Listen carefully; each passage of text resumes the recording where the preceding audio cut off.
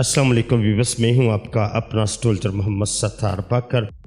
برج اسد لیو کے لیے 12 سے 18 مئی کا یہ ہفتہ آپ کی زندگی میں ایک نیا موڑ لا سکتا ہے، خاص طور پر 17 مئی کو جب سیارہ عطارد اور مریخ کے درمیان تربیع بنے گی۔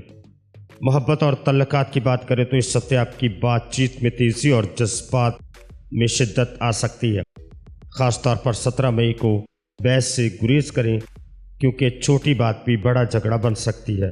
رشتوں میں صبر اور تحمل کی ضرورت ہوگی آپ کو۔ پیشہ ورانہ میدان میں آپ خود کو ثابت کرنے کے لیے تیار ہیں، مگر جلد بازی سے نقصان ہو سکتا ہے۔ سیارہ مریخ کا دباؤ آپ کو جارحانہ بنا سکتا ہے، مگر سیارہ عطارد کہتا ہے کہ پہلے سوچیں پھر بولیں۔ نئی ڈیلز یا معاہدے پر 17 مئی کو دستخط ہرگز نہ کریں۔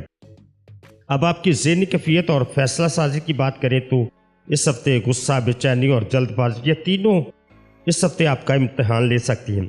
خاص طور پر اگر آپ کسی تخلیقی پروجیکٹ پر کام کر رہے ہیں تو جذبات کو قابو میں رکھیں۔ اگر کوئی اہم فیصلہ کرنا ہو ہفتے کے آخر کا انتظار کریں۔